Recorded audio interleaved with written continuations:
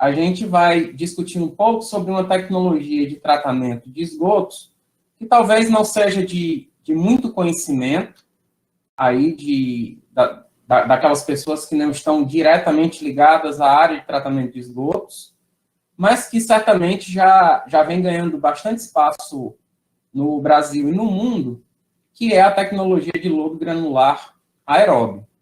E o que eu vou comentar, notadamente em relação ao LGA, né, lodo granular aeróbio, e também algumas outras tecnologias de tratamento, é exatamente a possibilidade da gente aumentar a capacidade de recuperação de recursos nas nossas estações de tratamento.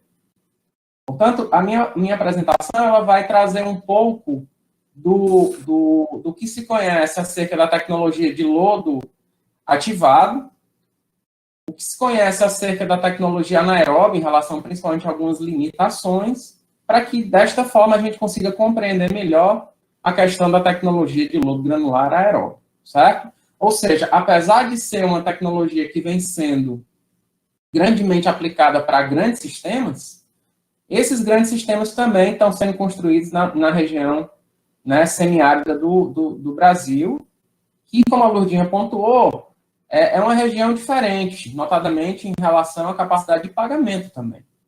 E também é uma região diferente no sentido de que as condições climáticas certamente facilitam a inclusão de outras tecnologias de tratamento de esgotos que nós consideramos um pouco mais adequadas para determinadas situações, tá? Então, a tecnologia de LGA é uma tecnologia certamente extremamente promissora, mas que a gente tem que também olhar com uma certa ressalva se, de fato, a engenharia nacional está preparada para ela.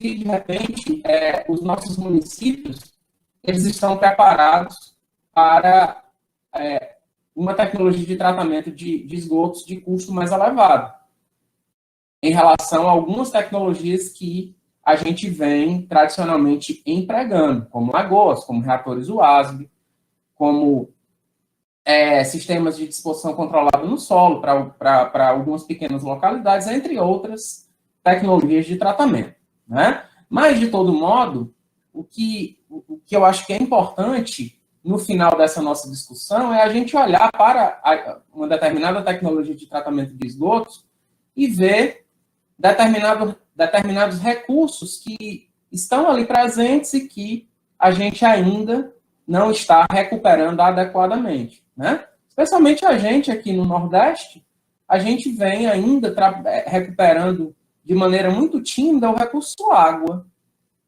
o que é um contrassenso. Por quê? Porque muitas vezes a gente vem trabalhando com projetos como dessalinização, como transposição, como um conjunto de outros exemplos que eu poderia dar, mas que muitas vezes a gente está desconsiderando o esgoto, que, como a Lourdinha colocou, é composto 99,9% de água, né? Então, certamente alguma coisa está havendo em termos de descompasso entre o tratamento de esgotos e, de fato, a utilização dessa água de qualidade inferior para usos menos nobres, né? Como irrigação, como piscicultura, e adequação para usos, digamos assim, mais industriais, que é exatamente isso que a gente vai discutir um pouco mais para frente em relação à tecnologia de tratamento ser adequada para um determinado fim ao qual aquela água residuária vai se destinar. Então, essa apresentação eu queria destacar a participação da UFC junto com a UFPE no INCT Ex-Sustentáveis, que é liderado pela Federal de Minas Gerais, na pessoa do professor Carlos Charnicharo, e tem a participação de outras 6 instituições, o FRJ, a USP, a Federal do Mato Grosso do Sul, o ISAI, lá do Paraná, a UFC, a UFPE e a própria UFMG, certo? Então, o INCT vem trabalhando muito com a questão da recuperação de recursos em estações de tratamento de esgotos, nas diferentes fases do tratamento, na fase líquida, que entra a questão do reuso de águas, na fase gasosa, por exemplo, o reaproveitamento de biogás, na fase sólida, na parte de recuperação e reaproveitamento de lodo de esgoto, por exemplo. Tá? Então, a questão das ETs sustentáveis, a gente meio que sempre tem um embate, porque a questão de sustentabilidade é algo muito pessoal. Então, eu posso considerar uma determinada estação ou um determinado processo de tratamento de esgoto sustentável, mas certamente a Lourdinha pode não considerar, ou o Valderi considerar que não é tão sustentável, né? Então, sempre a gente tem que olhar a questão da sustentabilidade como algo bem mais amplo em termos de sua dimensão. A gente pode considerar uma sustentável sob o ponto de vista financeiro, ou seja, a gente, enquanto especialista de tratamento de esgotos, a gente quer, de fato, produzir estações cada vez de menor custo de implantação, operação e manutenção, né? E que vai, obviamente, acabar por resultar em menores tarifas para o usuário, isso é o que se deseja. Mas também a gente tem que levar em consideração aspectos ligados à questão da sustentabilidade ambiental, né? Ou seja, traz-se em estações de tratamento, por exemplo, redução de área, sistemas cada vez mais compactos, baixa produção de lodo e de outros resíduos gerados no tratamento de esgotos, né? ETs que sejam constituídas de materiais resistentes, ETs que sejam eficientes e que sejam confiáveis, ETs que demandem cada vez menos energia, que produzam energia, como é o caso da tecnologia anaeróbia, certo?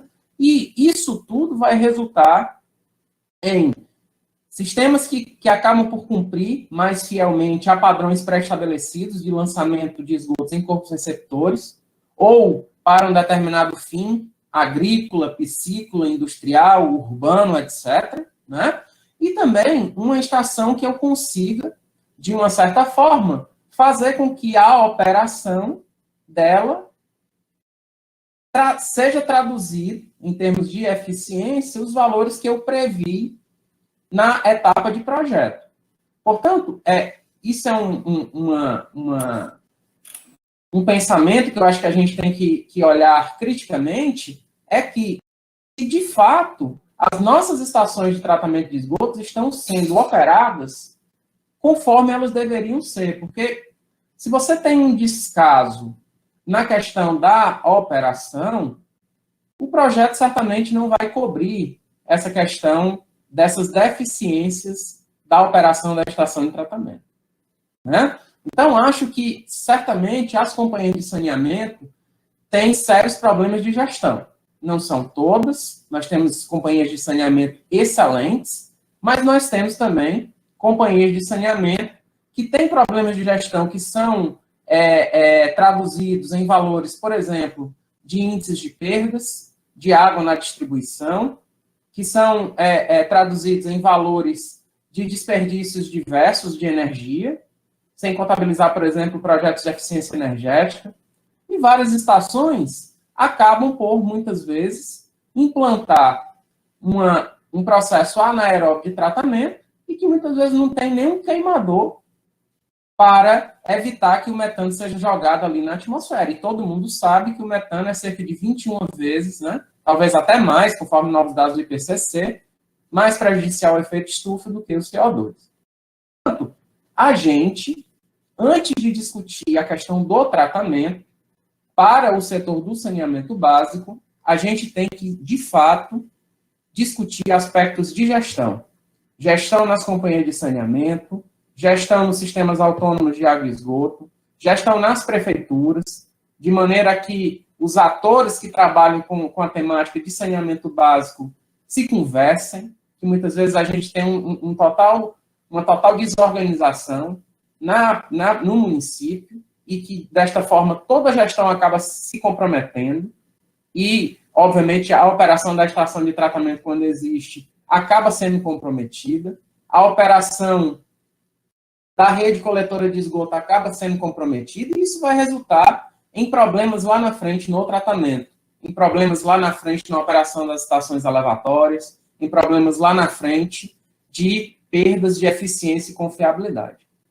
Então, se a gente pensar de uma maneira mais direta e objetiva, né, uma ET sustentável, É uma ET que tem um baixo custo de implantação, que a gente chama de CAPEX, que tem um baixo custo de operação e manutenção, que a gente chama de OPEX, que visa ou que maximiza a recuperação de recursos nas diferentes fases. Por exemplo, se eu uso um processo aeróbio, eu não tenho capacidade de recuperar o CO2, por exemplo, gerado no tratamento de esgotos. Mas eu tenho a capacidade, por exemplo, de recuperar o biogás quando eu utilizo uma tecnologia anaeróbia. Eu tenho capacidade, por exemplo, independente da tecnologia de tratamento, da rota tecnológica, de procurar adequar a minha fração líquida para um determinado fim de reuso. Eu tenho capacidade, por exemplo, de reaproveitar melhor a fração sólida, quer para a geração de energia, quer para a produção de fertilizantes, como a gente vai falar mais para frente, quer para uma adequação ali nos requisitos microbiológicos, de maneira a retornar esse lodo higienizado para o campo produtivo, fechando o ciclo, como a Lurdinha pontuou na questão da economia circular. Então, a gente tem que olhar essa nossa estação, né, como uma grande indústria. Uma indústria que entra esgoto, que entra água residuária, que tem uma grande riqueza química, quer de compostos orgânicos, quer de compostos inorgânicos, e que essa riqueza química vai ser convertida para produção de biofertilizantes, para a produção de energia, para a produção de água para reuso e para a produção de N outras coisas no conceito da biorefinaria. E uma coisa que é extremamente importante é que essa estação seja, essa tecnologia escolhida, seja adequada à realidade local, climática, de oferta diária, de gestão, de capacidade de pagamento. Então, todos esses aspectos têm que ser considerados na fase da concepção. Para quê? Para que a melhor coisa seja selecionada para uma determinada finalidade, para um determinado município, para uma determinada capacidade de pagamento, para uma determinada finalidade ali do tratamento de esgoto. Então, a nossa legislação, por exemplo, nesse sentido, a Resolução 430, para esgoto sanitário, por exemplo, não fixa concentração de nitrogênio amoniacal, por exemplo. Então, por que se eu não tenho ainda uma obrigação de um requisito legal, eu vou estar concebendo uma determinada tecnologia de tratamento em nível terciário, por exemplo? Então, são alguns questionamentos que a gente, de uma certa forma, tem que responder. Para quê? Para que um determinado ponto de vista não seja um desserviço para a universalização do esgotamento sanitário e do tratamento de esgotos no Brasil. Então, na minha opinião, a gente tem que olhar com ressalva e a gente tem que ir por etapas. A gente não vai conseguir resolver o problema ambiental de uma única etapa no Brasil. Mas, certamente, a gente pode trabalhar com metas ali de curto, de médio e longo prazo e fazer como os países desenvolvidos fizeram. Implantando primeiro tratamento em nível secundário, depois aumentando ali em nível terciário. Hoje já se discute a questão dos micropoluentes emergentes. Ou seja, eu estou tornando o meu tratamento de esgotos ainda mais caro ainda, no tocante aos micropoluentes emergentes, mas a gente ainda está a léguas disso aí. Acho que a gente tem problemas mais importantes para tratar em termos de política pública e em termos também de rota tecnológica de tratamento de esgotos, do que está considerando tratamento mais caro, disputando desta forma a universalização do serviço por conta de um poluente A, B ou C específico.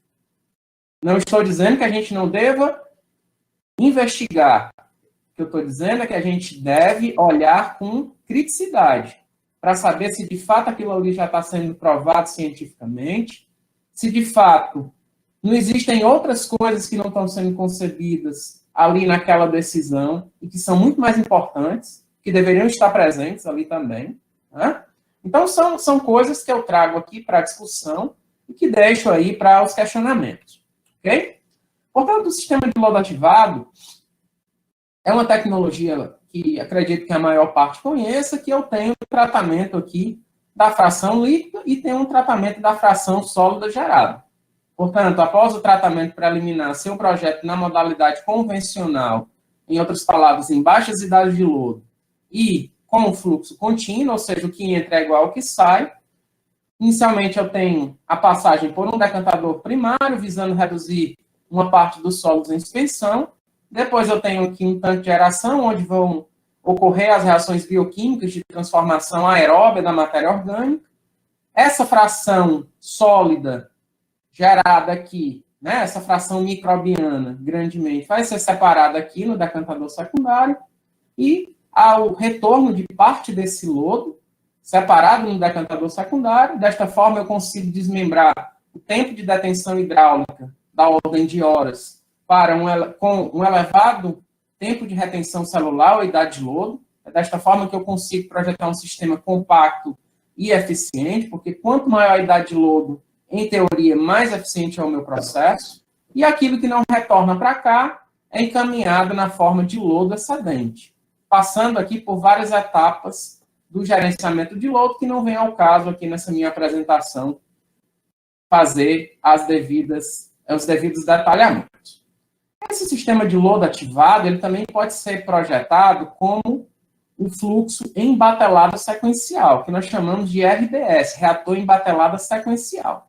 Nesse caso aqui, eu posso projetar tanto para uma baixa idade de lodo na modalidade convencional ou projetar para uma elevada idade de lodo na modalidade de aeração prolongada. O que acontece é que, ao passo que na modalidade contínua nós temos uma sequência de unidades aqui, sendo responsáveis por uma dada parte do tratamento, num reator embatelado sequencial, nós temos que essas várias unidades acabam se resumindo a uma única unidade, em que eu tenho uma função do tempo, ou seja, eu tenho um tempo de enchimento, eu tenho um tempo de reação, eu tenho um tempo de sedimentação, simulando exatamente o que acontece ali num reator de fluxo contínuo, tá? E aí, após a retirada desse efluente, normalmente com baixa concentração de sólidos em suspensão, passa-se por uma desinfecção e lançamento em corpo de água ou para um reuso, conforme o tipo de fim a que se deseja aquela água residuária tratada. No caso do reator WASB, né, como a professora Lourdinha falou, nós temos aqui que os reatores anaeróbios, eles removem muito bem, como o reator WASB, remove ali muito bem, cerca de 70% em termos de DBO, por exemplo, tá? 60, 65% em termos de DQO, por exemplo, a fração orgânica. Mas percebemos que o reator WASB ele não remove nutrientes e nem remove micro-organismos patogênicos. Portanto, a gente tem que, se a gente pensa numa remoção de nutrientes, a gente tem que pensar em pós-tratamentos de reatores anaeróbios, visando exatamente o enquadramento dessa questão da remoção de nitrogênio e fósforo, por exemplo, assim como unidade de desinfecção, quer natural, como uma lagoa de polimento, como a Lourdinha falou, quer artificial, utilizando, por exemplo, o cloro, utilizando radiação ultravioleta, para a remoção desses coliformes termotolerantes. Ok? Então, dentro desse aspecto, há uns 15, 20 anos atrás, surgiu a tecnologia do lodo granular aeróbio. Né? Então, antes, o processo de granulação que era definido e que era muito peculiar ao processo anaeróbio, como a Lourdinha falou, especialmente aquele que tem o fluxo ascendente, né?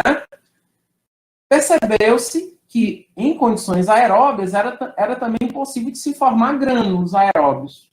E isso meio que revolucionou a área de tratamento de esgotos. Por quê? Porque com isso se conseguia uma redução de cerca de 35% no consumo de energia e cerca de 75% na demanda diária. Por quê? Porque nessa tecnologia de granulação aeróbia, primeiro, você não precisa de decantadores secundários. E segundo, que você consegue ter uma remoção simultânea de carbono, nitrogênio e fósforo em um único reator. Ou seja, você não precisava unidades específicas de remoção da matéria orgânica, nitrogênio, fósforo, recirculações de lodo, separações de lodo, etc., né? E desta forma você tinha essas reduções aqui na demanda energética e também na demanda de água. Tá? E, recentemente, tem se estudado bastante a possibilidade de recuperação de recursos, como eu vou falar mais para frente. E a principal vantagem dessa questão da recuperação de recursos, além da própria economia circular, é que isso abre uma janela de diminuição desses custos de implantação, operação e manutenção dessas tecnologias de granulação aeróbia em relação a outros processos conhecidos, como reatores UASB, lagoas, etc. Ou seja, quando eu vou comparar custo de implantação, né, CAPEX e OPEX de LGA, eu tenho que comparar com os irmãos, com o lodo ativado, com o bioreator à membrana, tá? Eu não posso estar comparando laranja com banana, porque se eu não tenho um objetivo de remover nitrogênio e fósforo em elevadas quantidades, eu não preciso utilizar um LGA. Eu posso utilizar, certamente, outras rotas tecnológicas que me dão uma boa eficiência de remoção para essa finalidade. Então, isso é que eu trago à tona para a discussão no tocante à seleção de tecnologias de tratamento adequadas à realidade local, aos objetivos do tratamento de esgotos, tá? E em outros aspectos que eu poderia pontuar. Então, o que é um lodo granular aeróbio? Né? Um LGA, primeiro ele tem esse aspecto, né, mais esférico, né, mais redondo, uma estrutura compacta, com elevada diversidade microbiana. E essa grande diversidade microbiana é o que permite essa capacidade de remoção de carbono, nitrogênio, fósforo, compostos recalcitrantes, ali nessa estrutura granular, certo? Possui múltiplas camadas, aeróbia, anóxica e anaeróbia, um diâmetro entre 0,2 e 5 milímetros, e uma elevada velocidade de sedimentação. Essa elevada velocidade de sedimentação é o que garante exatamente as baixas perdas de sólidos no efluente. E é o que garante a produção de um efluente altamente clarificado, muitas vezes ainda incompatível com os padrões de reuso, motivo pelo qual, muitas vezes, a gente tem que projetar dispositivos de remoção de sólidos em suspensão, como filtração terciária. Algumas estações de LGA vêm prevendo ali decantadores secundários para eventualmente serem utilizados, né, ali, ou são utilizados continuamente, mas não necessariamente com aquela finalidade que se tem um decantador secundário de um sistema de lodo ativado. Tá? Então, isso aqui é apenas para mostrar para vocês essa boa capacidade de clarificação dos sistemas de granulação aeróbica em relação, por exemplo, né, aos sistemas de lodo ativado. E isso é o que acontece num grânulo aeróbio, né, que você tem a presença de diferentes zonas, aqui anaeróbias, anóxicas e aeróbias, e essas zonas são extremamente importantes para essa remoção simultânea desses diferentes constituintes presentes no esgoto. Né? Então, esse lodo granular aeróbio ele vem sendo aplicado não só para o esgoto sanitário, mas também para outras aplicações industriais, para a remoção de metais pesados, remoção de corantes, e cada vez mais vem se ampliando as fronteiras de utilização dessa tecnologia para outras águas residuárias agroindustriais, águas residuárias mais químicas, petroquímicas, visando entender exatamente as fronteiras do conhecimento. Tá? Temos aqui diferentes funções, aqui, diferentes características do LGA em relação aos grânulos anaeróbios e ao lodo ativado. A gente observa uma maior velocidade de sedimentação e tamanho, né, em relação aqui às demais biomassas anaeróbias ou floculenta aqui de lodo ativado, e também outras coisas, né, que eu deixo aqui para vocês darem uma olhada com um pouco mais de calma. Eu posso disponibilizar depois essa apresentação, um PDF aqui para servir de material de consulta para vocês, mas eu chamo a atenção em relação aqui à produção de substâncias poliméricas extracelulares, ou EPS, tá? Que no LGA, a produção de EPS é muito maior do que com a biomassa aeróbia floculenta. E essa maior produção de EPS, de substâncias poliméricas extracelulares, é que faz com que haja uma maior adesão de micro-organismos, haja uma maior adesão dos poluentes e se consiga maiores eficiências de remoção, muitas vezes, dos poluentes em relação a sistemas de lodo ativado, certo? Isso aqui é apenas para mostrar para vocês o jeitão aqui dessa biomassa floculenta. E essa aqui é uma biomassa granular, que a Lourdinha falou muito bem, né? Apenas para mostrar que o grânulo anaeróbio, isso que está saindo aqui, é o biogás, olha, desse grânulo anaeróbio. Se a gente der um corte nessa biomassa anaeróbia, a gente observa aqui as relações existentes. Que a gente está vendo aqui é uma bactéria cetogênica, olha, ou seja, formando substratos precursores da metanogênese, sendo arrodeada aqui por micro-organismos metanogênicos, olha lá, né? Que vão pegar esse acetato ali formado para formar metano a partir da metanogênese acetoclástica. Então, a biomassa anaeróbia, ela, como a Lourdinha colocou, ela pode ser diferenciada em granular, floculenta e dispersa, né?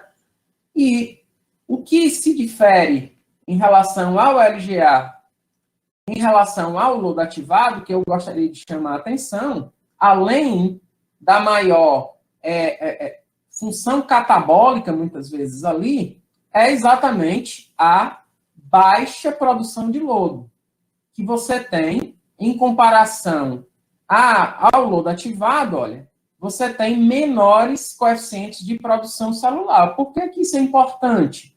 Porque quanto menor é o coeficiente de produção celular, menor vai ser a produção de lodo. E lembremos que o encaminhamento de lodo para o destino final representa um elevado custo para as companhias de saneamento. Portanto, se eu consigo tratar a mesma quantidade de esgoto produzindo menos lodo com o mesmo nível de eficiência, isso é uma coisa espetacular. E se eu consigo agregar valor ao meu tratamento, reaproveitando alguns elementos presentes ali no tratamento, isso torna o meu sistema, a minha rota tecnológica mais espetacular ainda.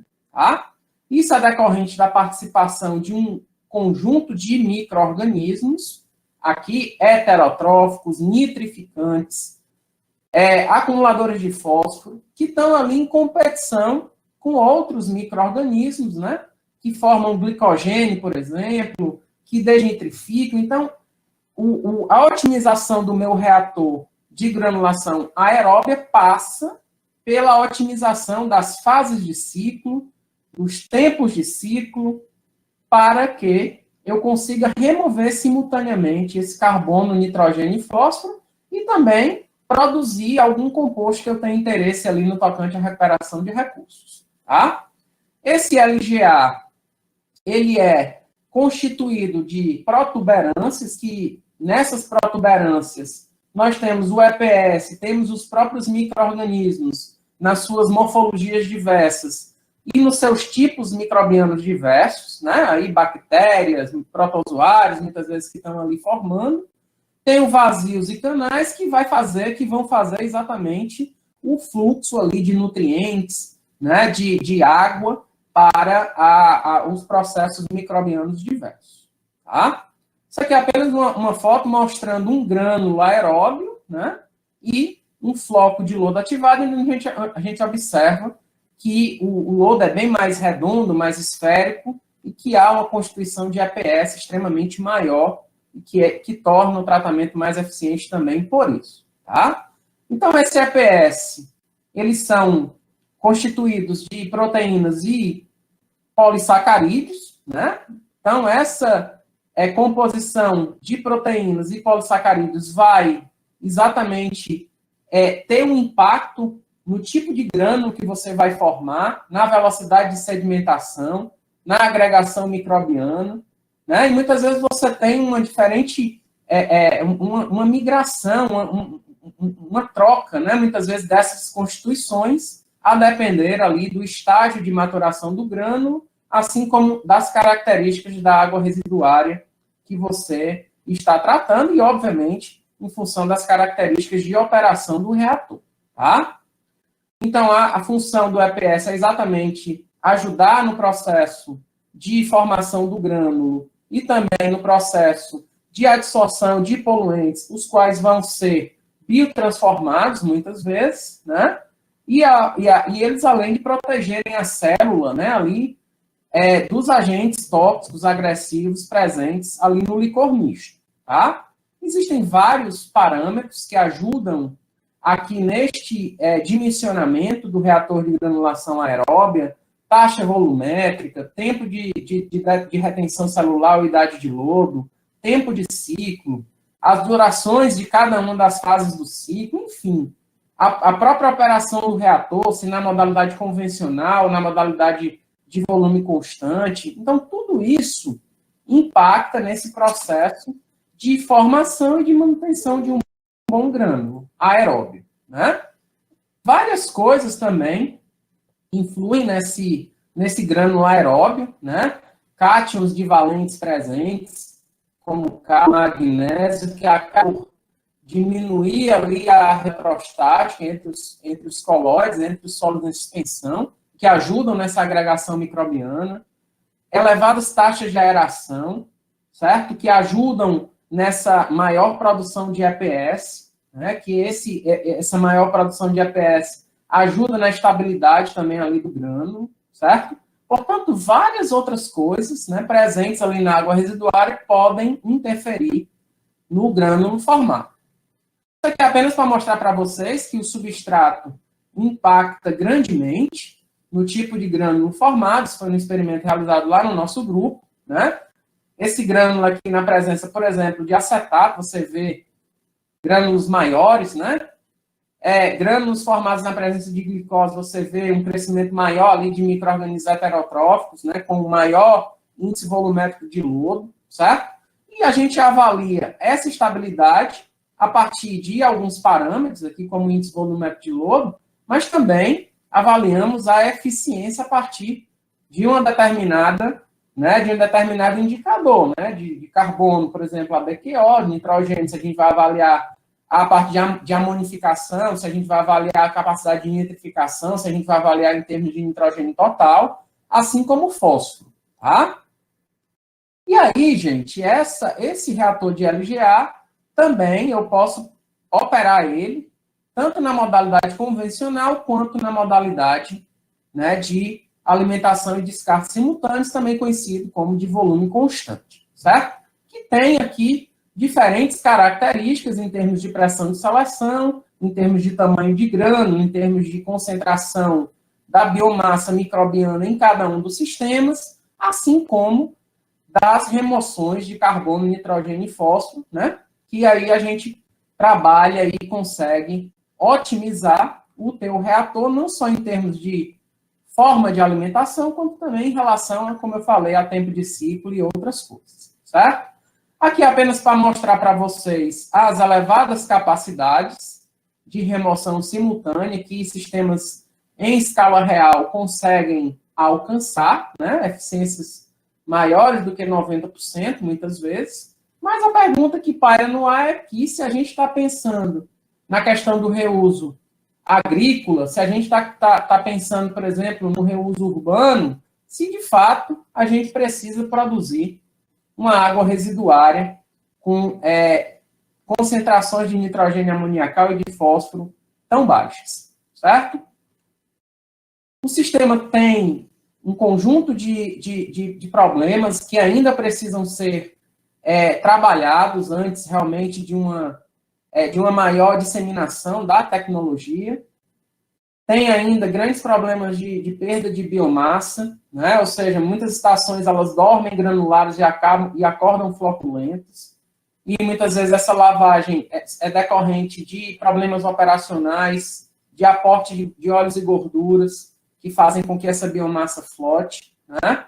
Muitas estações ainda demandam tempo de partida muito elevado. muitas vezes 6 meses, as primeiras estações levaram cerca de 1 ano, né, durante essa partida, mas obviamente que hoje em dia, com o aprimoramento tecnológico, a gente já consegue aí, né, no nosso grupo, granulação aí da ordem de 1 a 2 meses, a gente já consegue formar um bom lodo granular aeróbio, certo? Muitas estações acabam por não ter uma nitrificação completa, né, acumulando aí nitrito no meio, e isso muitas vezes é problemático, né, e muitas vezes você tem ali uma baixa remoção de fósforo, e exatamente, muitas vezes, por essa maior presença ali de nitrito, muitas vezes você acaba por favorecer o processo de desnitrificação via nitrito, ou muitas vezes via nitrato, e muitas vezes não há matéria orgânica suficiente ali para o processo de remoção de fósforo, tá? Então, isso aqui são apenas alguns dos problemas operacionais, mas existem outros, né, que nós também poderíamos listar. Isso aqui é apenas para mostrar uma ET em escala plena, em que muitas vezes você tem uma unidade de produção de biomassa granular aeróbia em uma área anexa à estação de tratamento, tentando corrigir essas imperfeições da operação, muitas vezes, né, de maneira a garantir uma eficiência ali constante ao longo de uma vida útil da estação de tratamento, certo? E aqui apenas uma coisa também para a discussão dos níveis de eficiência que da tecnologia de granulação aeróbia em relação a outras tecnologias, mas de maior domínio ali da engenharia nacional. Devo dizer que muitas estações de granulação aeróbias, né, que utilizam a tecnologia Nereda, são operadas da África do Sul, ou muitas vezes da Europa, né, que tem um custo de operação maior, né, do que muitas outras tecnologias de tratamento que vêm sendo aplicadas também com êxito no nosso país, né, e notadamente na região semiárida do Nordeste do Brasil, certo? E no tocante à recuperação de recursos, tanto da fração líquida, na questão do reuso, mas devo dizer que ainda temos que produzir, muitas vezes, efluentes com menores concentrações de sólido em suspensão, sobre o reuso da fração sólida. A digestão anaeróbia desse lodo excedente pode ser considerada, mas esse lodo ainda é um lodo de difícil degradação. Como é um sistema que trabalha com elevada idade de lodo, então a fração biodegradável do lodo é muito baixa, que muitas vezes não justifica a inclusão da tecnologia anaeróbia e subsequente produção de biogás, né? Mas outras rotas, por exemplo, de geração de calor, enfim, né? Outras rotas com a combustão comum, a pirólise, enfim, podem ser consideradas também para essa fração sólida, né? E no tocante a outros recursos para serem recuperados, nós temos aqui o fósforo, né? Como a Lourdinha falou, pode ser recuperado aqui desse lodo digerido, né? Na forma de estruvita aqui, o alginato na forma de ale, que tem várias aplicações aqui desses produtos na indústria química e petroquímica, o triptofano, que é um aminoácido, né, que pode ser utilizado aqui, né, também na indústria médica, farmacêutica, animal, e outros aqui, né, que poderiam ser listados, né, na formação de adsorventes, enfim.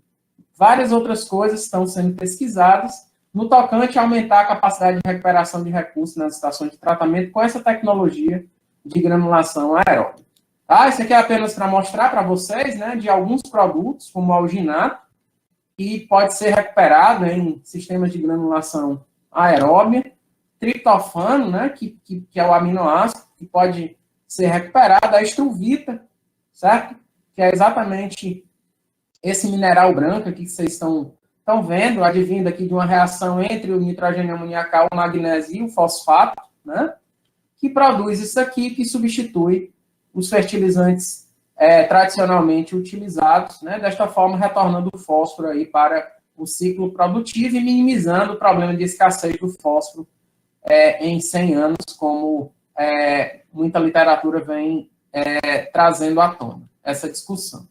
E, por fim, a produção de polidroxalcanoato, né, o PHAs. Portanto, o ALI, né, o alginato e o triptofano são produzidos junto ao EPS, né, e o PHA, assim como o fósforo, é produzido intracelularmente, e quando a gente remove o lodo excedente, a gente remove estes produtos da estação de tratamento, trabalhando no processo de separação, purificação e reaproveitamento desse material, certo?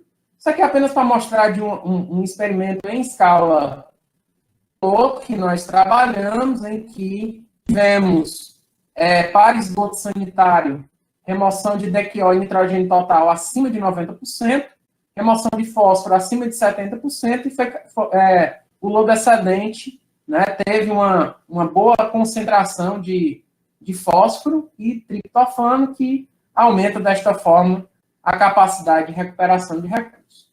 Portanto, eu já estou me encaminhando para as conclusões, né, e o que eu trago aqui, o que eu pontuei sobre a questão da gestão de X, né, em países desenvolvidos, a gente tem essas várias fotos mostrando o uso de pessoal qualificado, de sensores, de equipamentos de alta modernização, sofisticação, controle remoto, né, dos processos, enfim, você tem tudo isso no monitoramento dessas estações de tratamento, e a nossa realidade é essa aqui, né? Ou seja, pessoas muitas vezes com baixa qualificação, companhia de saneamento com sérias dificuldades financeiras, que isso perpassa na questão da gestão da estação de tratamento, e que a gente muitas vezes tem que levar isso em consideração na escolha de uma determinada rota tecnológica. Portanto, como conclusões aqui dessa minha pequena fala, né, o LGE é uma tecnologia bastante promissora, mas que a gente tem que olhar com uma certa ressalva para a questão dos custos, para saber se, de fato, esses custos são compatíveis com a nossa capacidade de pagamento, se a implantação dessa rota tecnológica é compatível com a nossa engenharia nacional, para a gente não ficar refém de processos e pessoas de fora do país, né, que muitas vezes nos cobram valores que nós não podemos pagar, né? Entendimento do processo de manutenção de grânulos estáveis, grande importância do pré-tratamento na operação, a questão dos solos em suspensão, né, que pode demandar algum tratamento adicional, se a gente está pensando no reuso desse efluente. A recuperação de recursos pode ajudar na diminuição do OPEX, né? Dentro desses produtos, o alginato vem sendo, talvez, a rota que mais vem sendo a recuperação, né? Que a escolha da tecnologia deve ser cuidadosamente realizada e justificada, levando em conta os objetivos do tratamento, caso a caso, né? E a questão da capacidade de pagamento do usuário, certo? E então, o que vem agora para o LGA, como eu falei, as fronteiras da tecnologia com outros esgotos, estratégia de minimização de perda de solos em suspensão, maior estabilidade operacional, recuperação de recursos, né, que eu coloco como desafios. Queria agradecer aqui ao nosso grupo, né, o Environmental Technology Group, aqui lá da UFC, aqui durante a confraternização de Natal, aqui de 2019 para 2020. Certamente a gente não vai conseguir fazer isso esse ano, né, mas fica aqui só um pouco do saudosismo, né, aqui também. Agradecer também ao INCTE de Sustentáveis, né, mais uma vez, pela oportunidade de participação aqui. Para aqueles, a Lourdinha já falou do Prozab, né, eu queria colocar aqui que esse livro, de forma gratuita, assim como dos livros do Prozab, de uma rede que eu tive a oportunidade de coordenar, que foi a RENTED, que é a Rede Nacional de Tratamento de Esgoto Descentralizado, do ano passado, é um livro que eu considero muito atual, né, que traz assuntos bastante novos no tocante ao saneamento básico e ao tratamento de esgotos. Lourdinha, o professor Valderi teve a oportunidade de participar, o grupo da Lourdinha, o professor Mário Cato teve a oportunidade de participar, e outros colegas da Federal de Pernambuco. E que pode ser também obtido no site do Prozab, é só colocar no Google Prozab, FINEP, que vocês vão ter, assim como os livros que a Lourdinha colocou, esse livro aqui também da Rented. E agradecer aí a atenção, e eu queria aproveitar essa oportunidade aqui também para divulgar um trabalho, né, que a gente está fazendo na criação de um canal do YouTube chamado Conversa sobre Saneamento, etc. Né? Por favor, se inscreva, tem muito material bacana na área de tratamento de esgoto, saneamento como um todo, certo? E que certamente pode ser útil aí para as mais diferentes finalidades aí dessa audiência, tá? Então, muito obrigado aí, peço desculpas por ter passado do tempo.